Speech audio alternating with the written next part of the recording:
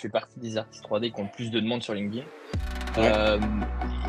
Pas parce que je suis le meilleur, au contraire, je suis loin d'être le meilleur, mais juste parce que j'ai compris une chose, c'est que moi, je m'adresse à des entrepreneurs, donc c'est des mecs qui ont une boîte et qui veulent faire plus de cash, avoir plus de visibilité, avoir plus de clients. Le problème des artistes 3D, ils vont mal le prendre, c'est qu'ils se considèrent trop comme artistes. Pour quelqu'un qui connaît pas trop la 3D et qui n'a pas trop envisagé cette option-là pour communiquer, comment est-ce que toi, tu lui pitcherais le truc assez vite fait? Très rapidement, en fait, je pense qu'il y a deux choses. C'est déjà si la personne en face vend un produit ou un service. Si elle vend un Ouais. produit, je conseillerais la 3D à fond. Parce qu'en fait, par exemple, admettons, si tu dois vendre, je vais prendre un exemple tout con, si je dois vendre ce parfum, un petit placement Ouais. de produit pour Yves Saint Laurent. Au passage. En gros, si tu veux vendre ce parfum, plutôt que de faire des séances photos tous les jours pour alimenter tes réseaux sociaux, etc., bah moi, ce que je vais faire, c'est que je vais le modéliser en 3D. Et une fois que j'ai ce fichier-là qui est en 3D, je vais pouvoir l'intégrer dans plein de décors, l'animer. Donc, c'est-à-dire, si tu veux faire ça et faire un backflip et revenir comme ça, bah, c'est possible qu'en 3D. Parce que ça fait, je sais pas, ça va faire Ouais. 500 grammes. D'animer un produit comme ça, c'est impossible dans la vraie vie. Du coup, on utilise la 3D pour animer un produit et surtout pour essayer de le mettre en avant rapidement. Parce que c'est vrai que je ne sais pas si tu as déjà eu l'occasion de faire des shootings photos, mais les shootings photos, il faut tout le temps trouver le bon photographe, trouver un Mm. studio, trouver un créneau. Que là, tu payes un mec comme moi en freelance 3D, tu lui payes X euros pour tant de créa, et il va te mettre ce petit produit dans plein de décors différents, et du coup, ça va pouvoir te permettre de faire plein de visuels ultra quali pour ta boîte. Différent d'un service, c'est vrai que c'est toujours un peu plus compliqué de mettre en avant. Ça, c'est Ouais. typiquement mettre en avant un service de coaching, c'est compliqué, mais tout dépend Mm. de ce que le mec fait. Si c'est un coach sportif, tu peux très bien modéliser une salle de muscu et puis modéliser un petit bonhomme qui fait des pompes et tu comprends en 2 secondes la puissance de la 3D. Donc je trouve que la 3D, ça te permet de mettre en avant une proposition de valeur assez claire et en quelques secondes, tu vois. C'est quoi un peu genre, toi, tes étapes quand tu fais une créa 3D? Donc j'aime bien, j'adore balancer des idées aux gens qui veulent bosser avec moi. Donc je leur balance mes idées, on essaie de faire fructifier mes idées et leurs idées. Ensuite, on établit un script et un devis assez clair. Dès qu'on est d'accord sur le devis, j'envoie la facture. Dès que je reçois la totalité de l'argent, je commence à lever le petit doigt, pas avant. Ensuite, je fais étape par étape. Donc généralement, tu vois, je fais en fonction des scènes. C'est-à-dire quand il y a une vidéo, il va y avoir plusieurs scènes. En fait, c'est un peu comme un film, tu vois. Il va y avoir une scène, je sais pas moi, dans la rue, Ouais. une scène dans la boutique, une scène bord de mer, etc. Donc du coup, tout dépend de combien j'ai de scènes. Du coup, Ouais. ensuite, je passe à la modélisation et à la création du décor 3D. Et une Mm. fois que j'ai créé tout ça, je vais passer à la modélisation du produit, généralement. Et après, je vais intégrer le produit dans toutes mes scènes. Et ensuite, je passe à l'animation, j'exporte et ensuite, je passe à la post-production, donc tout ce qui est musique, Ok. couleurs, Ouais, le montage. transition, effets, etc. Voilà. Donc là, c'est pour une vidéo classique. En fait, je suis parti du principe, quand je suis arrivé dans la 3D, qu'il y avait Mm. pas des choses un peu reloues, etc. C'était tout le temps long avant d'avoir de l'argent, avant de négocier les prix, les machins. Donc maintenant, j'ai essayé de faire le processus le plus simple. Le mec qui contacte l'UPI, il a soit une idée en tête et il me la donne et moi, je la transforme en 3D. Soit il a pas d'idée, mais il veut bosser avec moi. Donc moi, je lui donne des idées et je la transforme en 3D. Donc j'essaie Ouais. vraiment de faire le plus simple possible. Et surtout, j'essaie d'avoir un rapport business et tu vois, je vais pas faire Ouais. une vidéo où je sais très bien, que derrière Que ça ça va pas va. rapporter de l'argent aux mecs. Parce que je sais très bien qu'ils vont pas me recommander après. Ils me Ouais, recommanderont ouais. pas d'autres Ok. vidéos donc Bah, c'est honnête, hein. Enfin, c'est. ouais. C'est vrai que la 3D, moi j'en ai fait un peu vite fait. Enfin, j'ai pas fait vraiment de la 3D, mais j'utilisais pas mal Blender pour faire des cartoons en gros. En gros, ce que je faisais, c'est que je dessinais genre un personnage, par exemple, tu vois, je faisais membre par membre, et après, dans le logiciel de 3D, dans Blender, je faisais une armature, je lui faisais un squelette, et je venais mettre tous les membres du personnage dessus, et après, du coup, je pouvais l'animer et tout. Et après, je chopais des fonds sur des banques d'images FreePic ou trucs comme ça, des fonds un peu fantasy et tout. Et ouais, j'avais fait un cartoon pour un streamer une fois, comme ça, pendant le confinement, c'est très drôle. Et Trop cool. Je savais pas que tu déjà fait de la 3D. Mais je suis pas à l'abri de faire une rechute. Et ce que j'avais trouvé vraiment cool, c'est que t'as vraiment ce côté où en fait t'es chez toi, t'es sur ton ordi, et tu peux tout faire. Genre, C'est vrai que ça, c'est une frustration énorme pour beaucoup. C'est putain, on a tous plein d'idées, qu'elles soient bonnes ou mauvaises, mais quand on a une bonne idée, on a envie de la partager à ses potes, on a envie de la montrer, on a envie de la montrer à nos clients, etc. Donc moi, c'est un peu le même principe pour mes clients, même pour mes projets perso. Tu vois, quand je balance des trucs sur PNL, j'ai envie de vous montrer à l'instant T, ce que j'ai en tête Mmh. et j'ai envie de vous montrer ce que ça peut rendre en 3D, tu vois? Donc c'est vrai que Ouais. des fois c'est vraiment que pour le kiff, hein, de voir un astronaute sur une tour, en plein milieu du pôle Nord, ça sert à rien, tu vois? Mais c'est ce que j'avais en tête à un moment donné et j'aime bien cette notion de la créativité devient infinie, avec la 3D, tu vois? Personne peut se dire: «Ah bah non, c'est impossible de faire». Si, c'est possible de faire, juste ça coûte plus cher, Ouais, ça demande plus ouais, de ouais, ouais. compétences et cetera, tu vois? Ouais, surtout que tu peux te baser sur des assets qui existent déjà Ouais. pour enfin, accélérer ton processus de création, quoi, j'imagine. Ah mais moi je fais que ça maintenant. Moi je modélise plus et ça serait une connerie de modéliser. Tu vois, c'est comme si, Ça, c'est tu demandais à un développeur, tu vois, il doit créer une application et il doit, modéliser mais lettre par lettre à écrire. Bah non, maintenant il y a des frameworks, qui te permettent de ouais, copier-coller, ouais, ouais, des trucs, tu vois? ouais, ouais, Et c'est pareil carrément. en 3D. Pourquoi, si tu vois, si je dois mettre en avant, une fois de plus ce petit parfum où je ne suis pas sponsorisé, si je dois mettre ce parfum, je sais pas moi dans une ville, pourquoi Ouais, je vais me faire chier à modéliser centimètre par centimètre de la ville? Bah non, je vais acheter, des assets où il y a déjà des mecs qui ont déjà modélisé une tour, qui ont modélisé un trottoir, qui ont mmh, modélisé après ouais. moi un peu à la Canva, je crée ma petite scène avec tous les assets que j'ai achetés, tu vois? C'est vrai que c'est impressionnant, même dans les clips musicaux, ça c'est pas mal utilisé. Genre, je pense, Ouais. des clips de Mister V. Au début, je me disais: «Mais waouh, ils sont fous», parce que je pensais qu'ils avaient, tout fait, enfin tout fait. Ouais. Et en fait, c'est vrai que c'est impressionnant pour faire des trucs très cinéma et tout, ça fait le taf, Taf, Bah, quoi. tout quoi. ce que tu as en tête, ça le fait, quoi. C'est ça qui est ouf. Entre, tu vois, tous les campagnes de marketing digital, tous les sites web où tu vois des produits qui, qui Ah à Qui fond, tournent, tourne. tous les sujets là de métaverse et tout, enfin, ça donne l'impression que c'est une compétence, qui va être, de plus en ouais, je plus pense que ça utile, quoi. sera demandé comme le dev est demandé aujourd'hui, je pense. Mais Ouais, en fait, c'est assez simple pour le voir, déjà, il faut voir au niveau des États-Unis le nombre d'argent, qu'ils mettent dans la 3D. ouais, Tu vois, là, typiquement, moi, je travaille sur Unreal Engine 5, donc c'est pas besoin de connaître, le truc technique, mais c'est le logiciel qui a permis de créer Fortnite. OK. Donc en fait, quand tu vois l'évolution déjà du gaming, tu te dis, ça veut dire que les outils de 3D évoluent. Donc si les outils de 3D évoluent, ça veut dire on peut utiliser la 3D, pas forcément que dans le gaming, on peut l'utiliser, pour l'architecture, on peut l'utiliser pour les publicités, de voitures, de bientôt de Ouais. vêtements et cetera.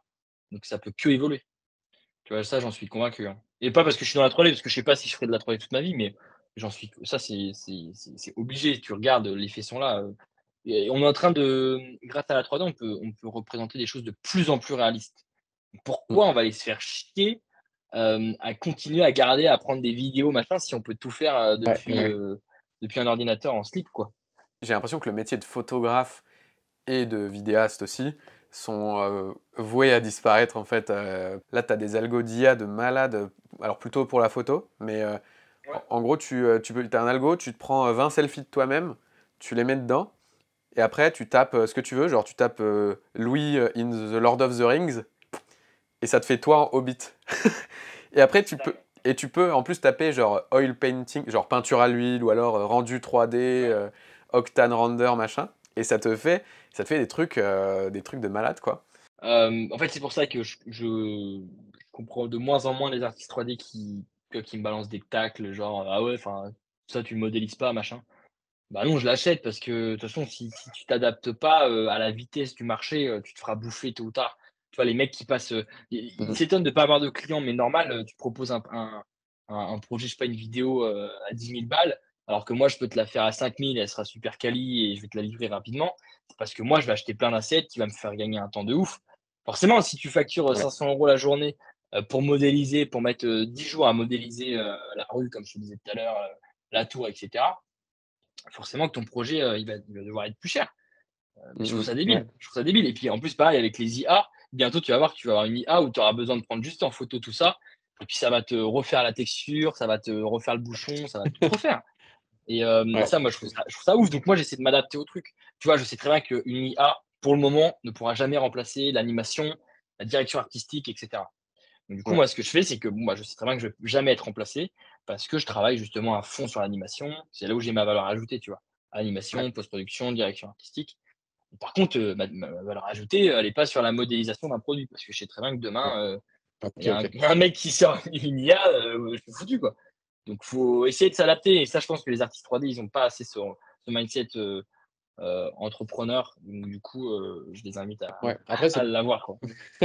Je pense que les artistes 3D peuvent pas me blairer. Parce qu'en fait, je pense que je fais partie des artistes 3D qui ont le plus de demandes sur LinkedIn. Ouais, Pas parce que je suis le meilleur, au contraire, je suis loin d'être le meilleur, mais juste parce que j'ai compris une chose, c'est que moi, je m'adresse à des entrepreneurs, donc c'est des mecs qui ont une boîte et qui veulent faire plus de cash, avoir plus de visibilité, ouais, avoir plus de clients. Le problème des artistes 3D, ils vont mal le prendre, c'est qu'ils se considèrent trop comme artistes. ouais, C'est-à-dire, moi, je suis incompris, je fais des visuels avec des boules, des trucs, des triangles, des machins.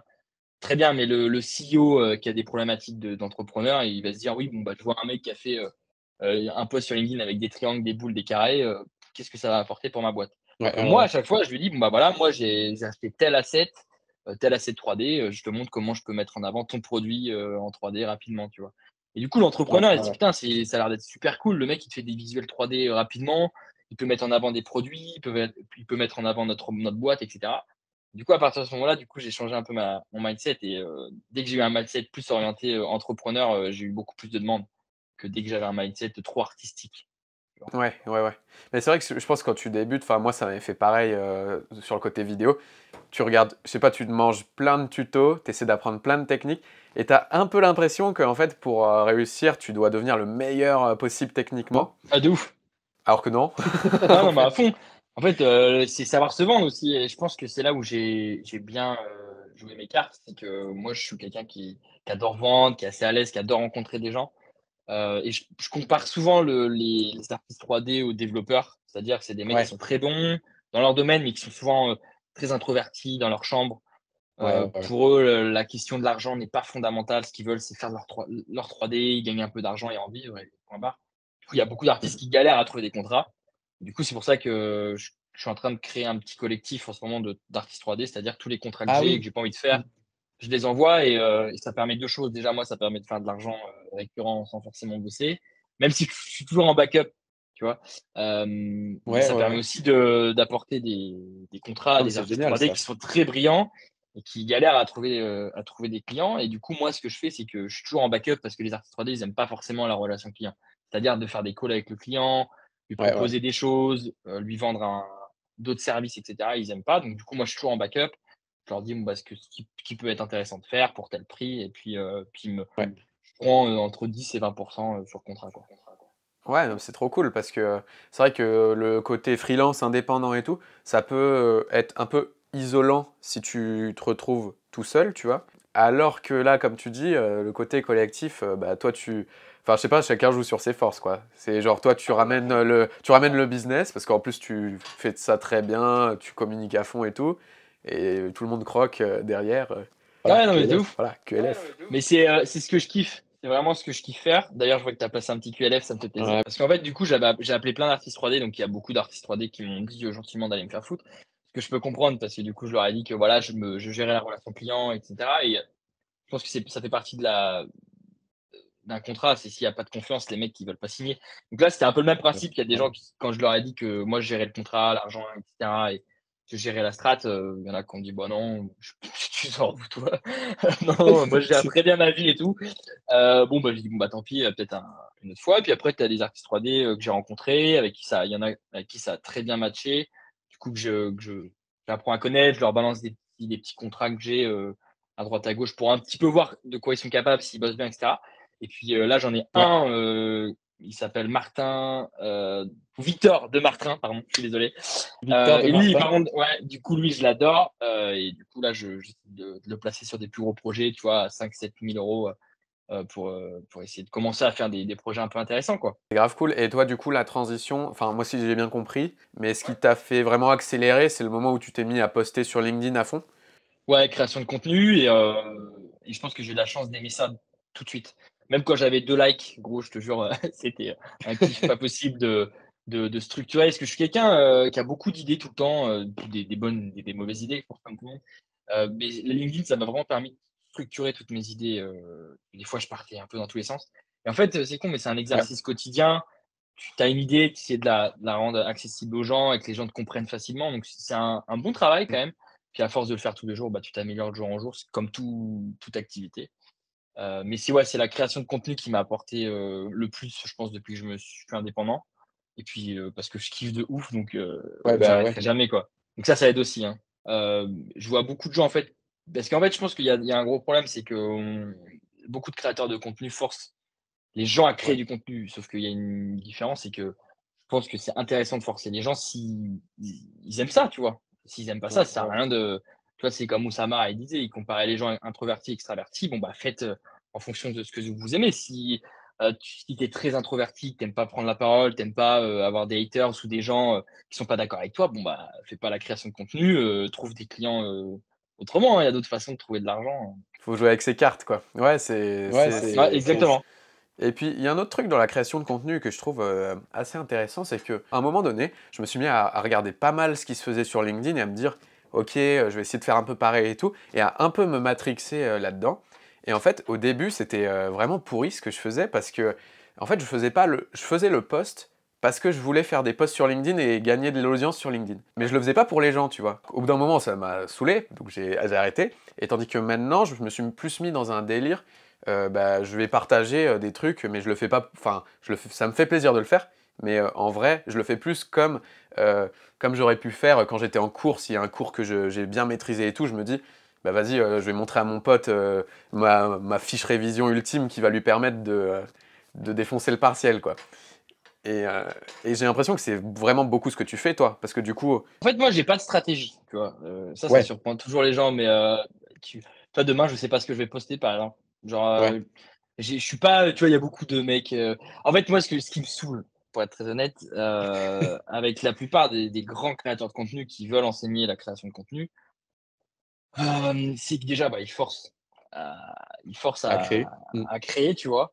Et ils forcent pas les gens, tu vois, à rester authentiques. Tu vois, il y a toujours une question de stratégie, ils parlent de tofu, mofu, bofu, Ouais, ouais, moi exactement. je dis ça c'est toujours le même truc, c'est tu perds les gens, quoi, en gros, tu vois, faut l'expliquer facilement donc sujet très large, sujet moyen large, sujet, très précis, tu vois? Mais tu vois, tout le temps ils veulent tout le temps employer des termes, machin.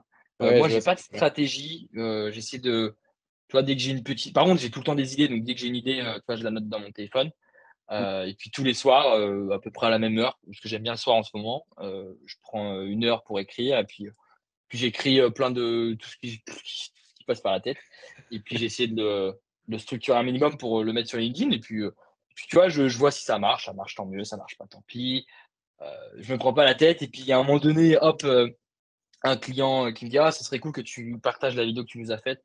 Bon, bah, vas-y, je la publie, puis moi, ça leur fait de la visibilité, moi, ça me fait un cas client, donc ça m'apporte d'autres d'autres clients, donc tu vois, c'est un Ouais, peu au tout le monde feeling, gagne. en fonction de ce que j'ai envie, des opportunités que j'ai et puis voilà, tu vois? Moi, je pense que l'authenticité, surtout en 2022, c'est ce qui paye le plus parce qu'on est sans arrêt matrixé par Instagram, les fakes, les trucs, Ouais. gagner de l'argent rapidement, et en fait, on aime bien voir un petit gars, qui partage, ses galères, ses Ouais, c'est réussites, ouais, ouais. ses moments de fail, enfin tout ça, tu vois?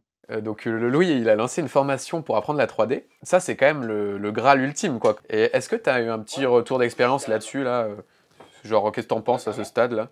Alors déjà, il y a 2 choses. Moi, quand j'ai une idée, j'adore aller jusqu'au bout, tu vois? Ouais. Donc du coup, j'avais eu l'idée de faire une formation et j'en ai marre en fait d'avoir des idées et de procrastiner à chaque fois. Maintenant, dès que j'ai une idée qui me semble à peu près correcte et dans mes cordes, j'essaie de la faire. Puis bon, on voit si ça va. Du coup, j'avais fait de la précommande, donc c'est-à-dire que j'ai pas créé ma formation avant de la vendre. J'ai d'abord vendu la formation et ensuite Ouais. je l'ai créée, pour voir parce qu'en fait, je pensais vraiment pas qu'il allait y avoir des gens, qui allaient me faire 100 Mmh. confiance et qui allaient me l'acheter et il s'est passé une chose assez intéressante, c'est que j'ai même pas fait de landing page ou quoi, j'ai juste dit: «Bon, bah, voilà, j'ai fait un post», peut-être 2, tu vois? Avec une vidéo 3D en disant: «Bon, bah, voilà, j'adore la 3D, j'ai envie de te transmettre ma passion. Si tu es chaud, tu peux l'acheter avec un lien en dessous». Et j'ai vraiment juste foutu un lien Stripe avec, juste une ligne de dire, «Voilà ce que je vais t'apprendre dans la 3D». Donc, j'ai pas fait de landing page, j'ai vraiment pas mis beaucoup de description et quand j'ai cliqué pour publier, je me dis: «Mais pas possible qu'il y ait des gens complètement barges pour m'acheter un truc alors que j'ai même pas, dit ce qu'il y avait dans la formation», tu vois? J'ai juste dit que j'allais parler de 3D et j'ai dû avoir, j'ai pas vendu très cher moi. Je l'ai vendu à 100 €, j'ai dû avoir, je sais pas en un post ou 2 posts, j'ai dû avoir une bonne quinzaine de précommandes. Donc je suis monté facilement à 2 000 € et c'est là en fait je me suis dit: «Bon bah vas-y pour 2 000 balles, c'est Que intéressant de la tourner», tu vois? Puis même, Ouais. je pars du principe que j'avais quand même presque 20 personnes qui m'ont fait confiance. Autant si Mmh. c'était en dessous de 10, je m'étais donné 10 personnes. Si j'ai Ouais, pas 10 d'accord. personnes, 10 précommandes, je la fais pas, je rembourse les gens.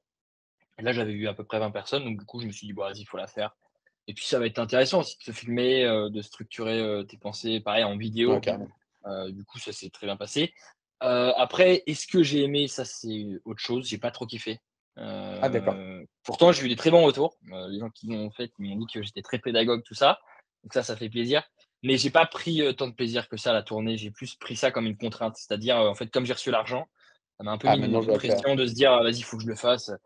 Ouais, Plus OK. le choix. Donc je l'ai pas fait à contre-cœur parce que je l'ai vraiment fait pour, aider les gens qui m'ont donné de la force.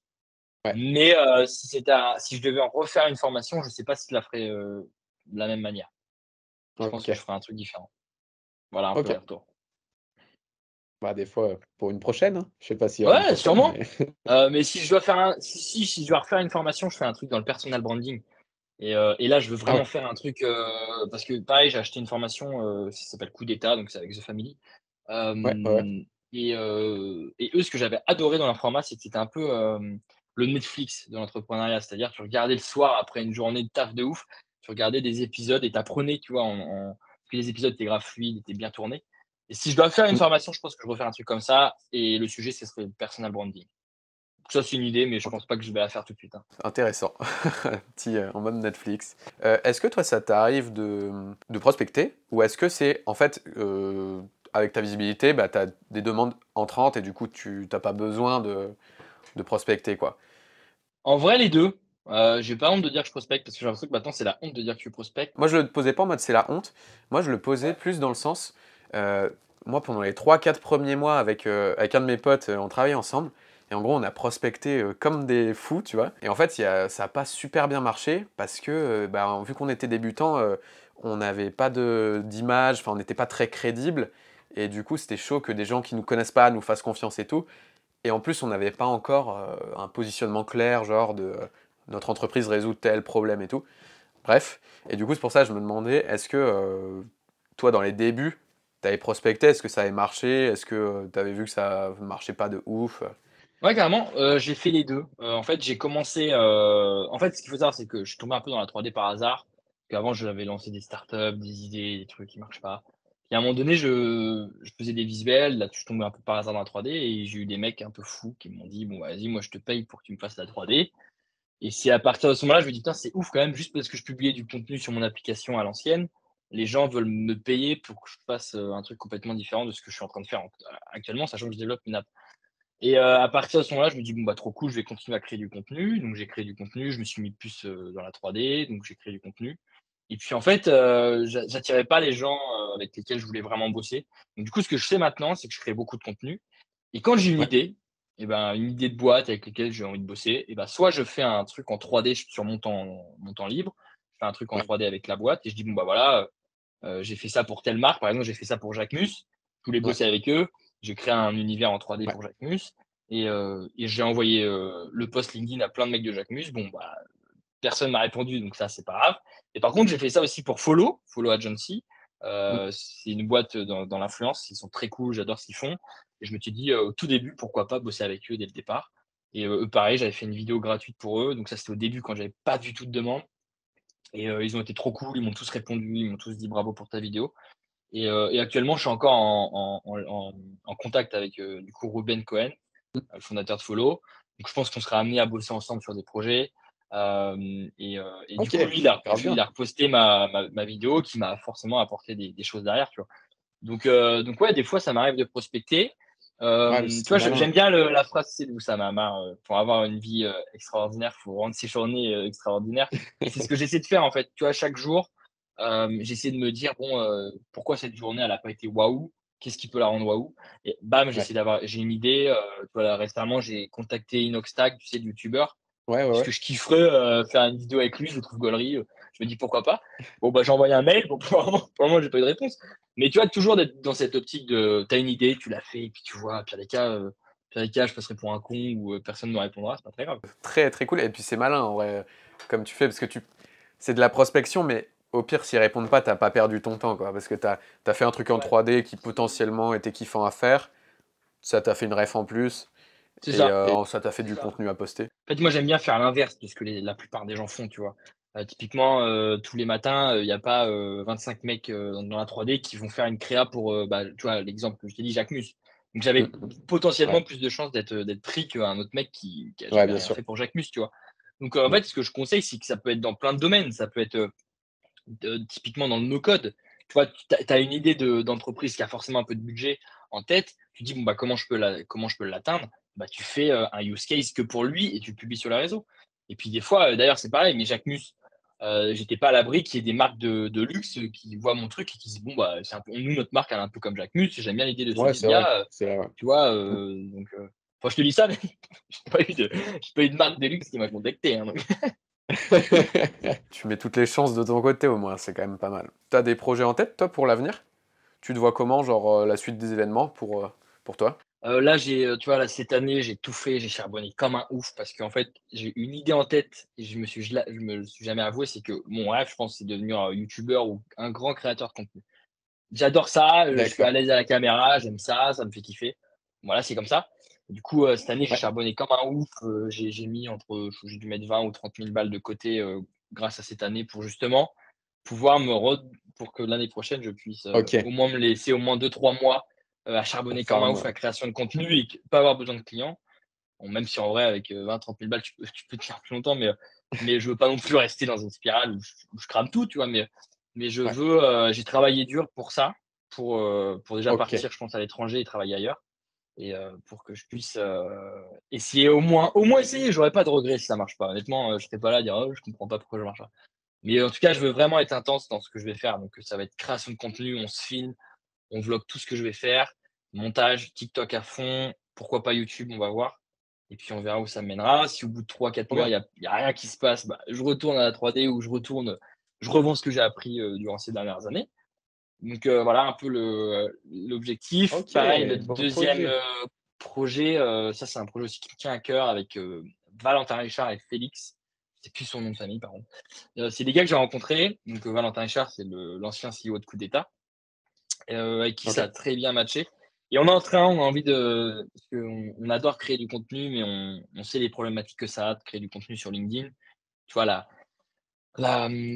peur de ne pas avoir d'idées, la peur d'avoir 3 likes, la peur de passer pour un con, la Mhm. peur de se noyer parmi les grands créateurs. Donc, nous, ce qu'on veut faire, c'est qu'on veut changer cette expérience et créer un jeu mobile. Donc l'idée, c'est que le mec Ok. aura sa petite application, un petit jeu vidéo et puis, en gros, il pourra écrire son post depuis notre application et ça se postera directement sur LinkedIn. Donc l'idée, c'est qu'on veut vraiment recréer une expérience complètement différente un peu gamifiée, tu vois? Tu auras un système de Ouais. points, Ok.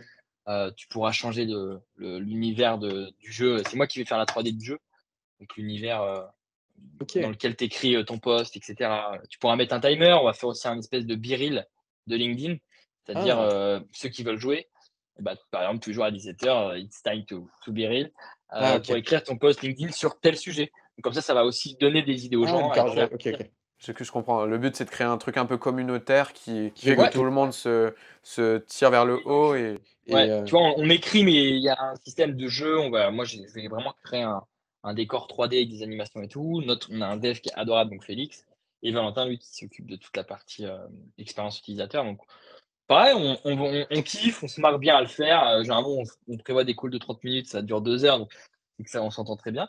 Et puis ok, on trop verra. bien. Mais en tout cas, Et est-ce que je pense pas devenir freelance toute ma vie, quoi. ouais, ok. Et est-ce que tu penses vloguer tout ça? Ouais, si, ça c'est prévu. C'est prévu. Ça pour le coup, tu vois, je parlais de strat de com, mais ça pour le coup, ça va faire partie de notre strat, même si c'est pas vraiment une strat, de montrer ce qui se passe dans le quotidien d'un entrepreneur. Donc là, du coup, là, moi, ce que je vais faire, c'est que je vais me filmer à chaque fois qu'on se call. Bon, il y aura peut-être des ouais. parties que je vais pas mettre parce qu'il y aura des parties peut-être un peu trop trash ou machin. Mais je veux vraiment montrer la spontanéité de l'entrepreneur, c'est-à-dire bah, tu vois, c'est pas l'entrepreneur de base, c'est pas le mec, coucou les gars, j'ai levé 300 millions, coucou les gars, je fais tant de Ouais, ouais. MRR, coucou les gars, je suis blindé. Non, non, l'entrepreneur de base, lambda, c'est un mec qui appelle des gens, qui a des idées, on essaie de les mettre en place, des idées qui marchent pas. Euh, donc, du coup, je vais vlogger ça, je vais montrer les moments où on a des bonnes idées, je vais montrer les moments où on se fend la gueule, Je vais montrer les moments où Bien. on galère et je vais essayer de faire un petit montage vidéo, tout ça, et puis montrer ce que ça donne, quoi. Et puis ça sera en fait notre façon directement de parler de l'application sans la vendre directement, quoi. Beaucoup de gens qui me disent mais comment tu fais pour être tout le temps enthousiaste, pour créer autant de contenu, pour être tout le temps actif, mais parce que, en fait, c'est ma raison de vivre, quoi. Tu vois? J'ai de Ouais. moins en moins d'amis, parce qu'il y a beaucoup d'amis qui comprennent pas ce que je fais. Je considère vraiment ça comme des choses qui me permettent d'être heureux au quotidien, honnêtement. Même si on m'en chie, hein, il y a des moments où je galère, il y a des moments où je tape dans le bureau, comme tout le monde, je pense. Mais j'ai besoin de ça pour vivre, tu vois? Demain, Mmh. si je devais plus entreprendre, en CDI, d'avoir des potes, des meufs, des machins, ça me plairait même pas, tu vois? Ce que je Ouais, veux, ouais. c'est ça, moi, c'est entreprendre. Et puis un jour, je prendrai plus de temps. En fait, moi, j'essaie vraiment de créer ma vie en fonction, même sur le long terme, en fonction de ce que j'ai envie, à un instant T. Tu vois, en ce moment, j'ai vraiment envie de bâtir une carrière solide, et ben, je travaille dur. Il y a un moment donné, peut-être que je vais en avoir un peu marre, je vais peut-être avoir besoin de, tu vois, d'avoir une copine, machin. Et bah, ce que je ferais, c'est que je voyagerais, je sortirais un peu plus, j'irais rencontrer des gens, et cetera. Et puis, tu vois, je vais créer ma vie comme ça, et je veux pas une Ouais, vie, ouais. comme ça carrée, machin. Si à un moment donné, il y a un truc qui me plaît pas, tu vois, il y a un moment donné, je travaillais beaucoup et j'essaie de sortir parce qu'en fait, je trouvais ça normal de sortir, faire la teuf, aller en boîte, machin. Ouais, Puis en ouais, fait, ouais. je voyais que le lendemain, tu es comme une larve. Les semaines, elles sont plus compliquées parce que, bah, tu as un décalage de sommeil, tout ça. Donc je dis pas que je veux pas m'amuser, mais en fait, moi, je m'amuse déjà tous les jours, tu vois? Et en fait, je me suis rendu compte que, c'est plus du tout le même amusement, en fait, les teufs. Donc du coup, j'ai essayé de supprimer ça un peu de la carte et charbonner des projets qui me font kiffer. En fait, moi, je me suis rendu compte ce qui me rendait malheureux avant, parce que j'ai enfin, cette chance d'être épanoui et de savoir qui je suis quand je suis seul, et cetera. C'était la comparaison, qui me rendait malheureux, tu vois? Tu vois, moi, j'ai eu un parcours scolaire, catastrophique, je me comparais toujours à mes potes qui avaient des bêtes de notes, qui arrivaient à faire des soirées, moi, je faisais aussi des soirées, sauf que moi, quand je faisais des soirées, bah, le lendemain, je me tapais 3/20, eux, ils avaient 15, ils étaient contents, tu sais?